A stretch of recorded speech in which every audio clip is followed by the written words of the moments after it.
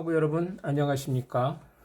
선교와 제자도 비즈니스 제자도 11주차 강의를 시작하겠습니다. 9주와 10주차 강의는 지난주에 우리 대면 수업으로 백벌 선교사님을 모시고 함께 했습니다. 오늘은 11주차로 신약에 나타난 선교적 제자도에 관련해서 함께 나누도록 하겠습니다. 잠시 우리가 좀 복습을 해본다면 선교적 제자도의 이 성경적 관점을 우리가 지금까지 계속 살펴보고 있는데요. 먼저 제자도와 관련된 이 기초 개념들을 우리가 정의를 했었고요. 성경에 나타난 제자 의미와 제자도의 이 본질의 의미를 규정을 했었습니다. 또한 이 제자도에 기초한 어떤 선교 전략으로서의 어떤 그 제자 훈련, 제자와 관련된 이 교회의 사도성, 세상으로 보냄받은 교회의 사도적 사명 등등을 우리가 설명을 했었습니다. 또 교회의 이 선교적 본질과 교회와의 이 관계에서 제자도의 본질을 우리가 함께 살펴봤었고요. 좀 더 구체적으로 본다면 교회의 선교적 본질에 기반한 제자도는 선교적이다. 이런 우리가 정의를 함께 나눴었습니다. 따라서 이 선교적 제자도가 내포하는 세 가지의 핵심 주제들을 우리가 구분했는데, 먼저 하나님 나라와 선교를 위하여 부르심 받은 백성들, 구속적 심판과 복음의 메시지를 소유한 선교적 교회 공동체, 그리고 선교적 제자도 신화를 위하여 시대와 문화 속에서의 이 복음의 상황화를 우리가 다뤘습니다. 그리고 우리가 8주차 강의 때는 선교적 제자도에 대한 성경적 이해 가운데 먼저 구약의 하나님 나라와 선교를 위해 부르심을 받은 백성에 관련해서 우리가 함께 나눴었고요. 열방을 향하여 부르심을 받은 아담과 아브라함은 이 구속적 심판을 위해서 보내심을 받은 어떤 의미에서의 제자들이었다라고 우리 함께 살펴봤었습니다. 이삭, 요나, 에스더는 자기 부인과 희생, 원수 사랑과 영혼 사랑의 복음 메시지를 전파한 구약에 있어서 신학적 표현으로서의 어떤 제자들이었다 함께 나눴었고요. 이 다니엘은 바벨론의 문화권에서 구별된 또 다른 의미에 있어서 거룩한 제자였다. 여호수아는 문화 변혁의 과제를 감당한 그런 면에서의 신학적 표현으로서의 제자였다. 또 룻은 특별히 다문화 가정에서 하나님의 치유와 회복을 이룬 제자의 삶을 살았던 그런 면에서 우리가 살펴봤고요. 바벨론 포로로 끌려간 이스라엘의 디아스포라, 이 선교를 담당한 이 선교적 제자 관련해서 우리가 살펴봤습니다. 그래서 오늘은 선교적 제자도에 있어서 이 신약에 나타난 이 선교적 제자도를 함께 나누도록 할 텐데요.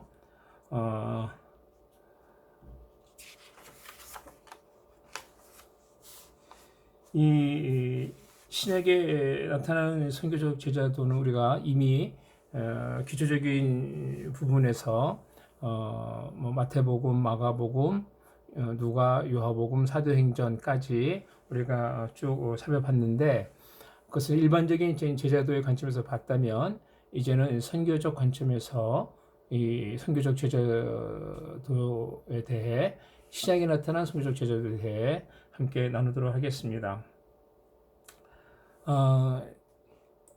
먼저 이제 하나님 나라를 위한 제자도의 소명, 그리고 선교를 위해 보내심을 받은 제자도의 사명, 그리고 세상과 문화 속에서 상황화되는 복음의 저초점에 대해서 이렇게 세 가지의 큰 카테고리에 대해서 우리가 살펴볼 텐데요. 하나님 나라를 위한 제자도의 이 소명은 스데반 중심으로, 그리고 또 빌립 중심으로 이렇게 살펴볼 거고요.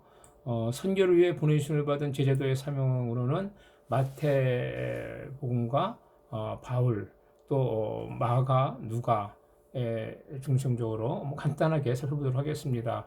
그리고 세상과 문화 속에서 상황화되는 복음의 접촉점으로서는 베드로와 바울, 또 야고보와 성도들에 대한 이야기들을 함께 살펴보도록 하겠습니다. 먼저 이 시작에 나타난 선교적 제자도 첫 번째 하나님 나라와 복음을 위해 부르심을 받은 제자들의 소명, 즉 이 하나님 나라를 위한 이 제자들의 소명을 우리가 함께 좀 볼 텐데요. 이 제자도와 이 제자 삼기, 이 말은 어떤 면에서는 좀 유사하기도 하고 비슷한 말 같기도 하지만 의미는 좀 다르다라고 볼 수 있겠습니다. 특별히 오늘날 이 교회에서 많이 이 제자 훈련을 하고 있지 않습니까? 근데 이런 말이 있어요. 제자 훈련은 있지만 예수의 제자는 없다라는 이런 말이 있습니다. 좀 제자 훈련을 비평하는 어떤 그런 의미에서의 어떤 말이라고 생각이 드는데, 저도 물론 지역 교회에서 수년 동안 제자 훈련을 해 왔지만, 그러나 어떤 이 제자 훈련이 예수의 제자를 이렇게 만들어내는 것보다도 어떤 과정으로 교회의 일꾼을 세우기 위한 어떤 자격 조건으로 이렇게 제자 훈련이 참 되고 있어서 어떤 면에서는 정말 이 예수의 제자가 아닌 교회의 제자, 뭐 조금 표현이 좀 그렇긴 하지만 어떤 목사의 제자로 이렇게 참 목사에게 순종하고 말 잘 듣는 성도로 이렇게 훈련시키는 그런 면이 있지 않나 이런 생각을 해봅니다. 이 제자 훈련의 이 프로그램으로 훈련 수료자 배출에 만족하는 그런 모양새로 오늘날의 이 제자 훈련이 되고 있지 않나라는 생각을 합니다. 이 제자의 삶은 끊임없는 참 제자 되기와 다시 제자 삼는 어떤 그런 과정이 반복되는 것이죠. 예수님과 열두 제자들이 제자도의 특징, 예수님과 열두 제자들의 제자도의 특징은 인격적 암, 또 관계적 나눔, 가르침, 또 훈련 후에 재생산으로서의 제자 삼음이 있었습니다. 예수를 따르는 그 제자들의 다양한 모습들을 우리는 이제 복음서에서 살펴볼 수 있는데, 먼저 우리가 복음의 가교자로서 스데반에 대해서 함께 나누도록 하겠습니다. 스데반은 이 순교로서 유대 장벽을 넘어선 어떤 면에서 이 복음의 가교자다라고 말할 수 있겠습니다. 이 값싼 복음은 값싼 이 복음을 소유한 이 제자는 값싼 대가를 지불하게 되죠. 값싼 복음의 이 단어를 통해 진정한 복음의 가치와 의미를 우리가 생각을 해볼 필요가 있습니다. 요즘 너무나도 우리 쉽게 복음에 대해서 정말 그 예수 믿으면 구원받는 단순한 그 어떤 공식으로서 이렇게 복음을 증거하고 전파하는 경향이 있지 않나 생각을 해봅니다. 진정한 복음의 가치를 아는 이 제자는 값비싼 대가를 지불합니다. 그래서 이 값비싼 제자도의 삶을 보여준 그 인물이 오늘 우리가 지금 살펴보려고 하는 스데반이죠. 스데반은 이 복음의 장벽을 넘어선 복음의 가교자와 같은 선교적 제자였다라고 이렇게 말할 수 있겠습니다. 그가 전파한 복음의 핵심은 하나님 나라의 통치 회복을 향한 선교였습니다. 그의 메시지에는 아브라함, 요셉, 모세를 비롯한 언약적 인물들이 등장하는데, 스데반의 이 메시지는 하나님 나라와 통치 회복의 선교 사명이 담겨 있다라고 볼 수 있죠. 각자가 처한 나라와 문화적 상황은 다르지만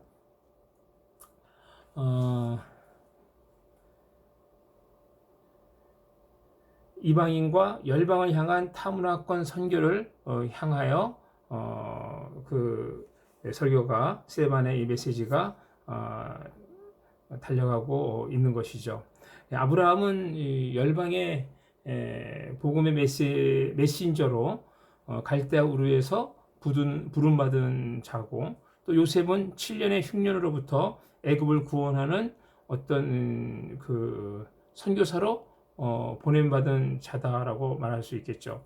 또 모세는 애굽의 영화를 버리고 애굽의 고통에서 이스라엘을 인도하여 제사장으로 세워져 이방인의 빚된 사명을 감당한 자입니다. 이 스데반의 이 메시지는 유대 중심의 복음과 선교의 장벽을 무너뜨렸다라고 말할 수 있겠어요.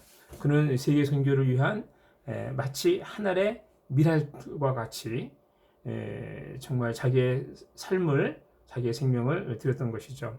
스데반은 이방인을 비롯한 세계 선교의 문을 열어준, 아까도 말씀드린 것처럼 복음의 어떤 그 다리 역할을 한 겁니다.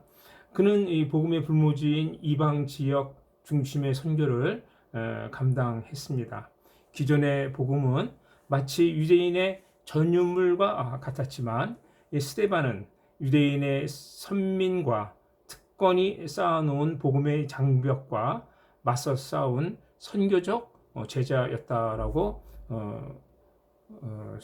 스토우트는 그렇게 이야기를 하고 있습니다. 그는 유대인의 기득권과 소유물이었던 복음을 이방인에게까지 확대시키는 선구자였습니다. 스데반은 예수님처럼 이방인을 포함한 전 인류적 구원의 메시지를 전파하였던 것입니다. 그는 유대인의 핍박과 죽음의 순교까지 걸어갔습니다. 이 제자는 고난의 십자가를 짊어질 뿐만 아니라 죽음의 골고다 길까지 따르는 삶인 것이죠. 이렇게 윌킨스가 이야기를 했습니다. 이는 하나님과 제약된 세상, 인류를 구원하는 복음의 어떤 가교자와 같다라는 것이죠. 스데반의 이 순교는 이방인 선교에 복음의 불을 붙여주었고, 그의 순교 후 등장한 바울은 이방인 선교를 위해 순교할 자로 부름받은 제자였습니다. 그의 회심 사건에 영향을 준 결정적 이 사건이 스데반의 순교라는 거죠. 12제자들로부터 스데반 그리고 바울에게까지 순교자의 정신은 세계 복음화의 큰 자산이 되었던 것입니다.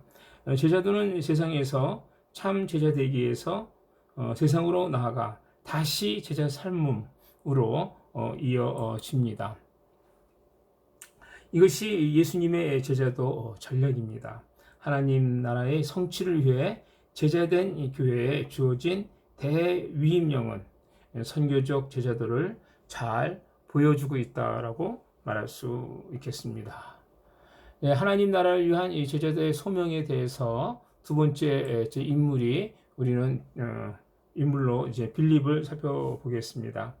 빌립은 이 방문 타국인에게 전해진 복음과 또 그 사람을 파송하는, 선교사로 파송하는 어떤 그런 그 샘플로서 보여주고 있는 것이죠.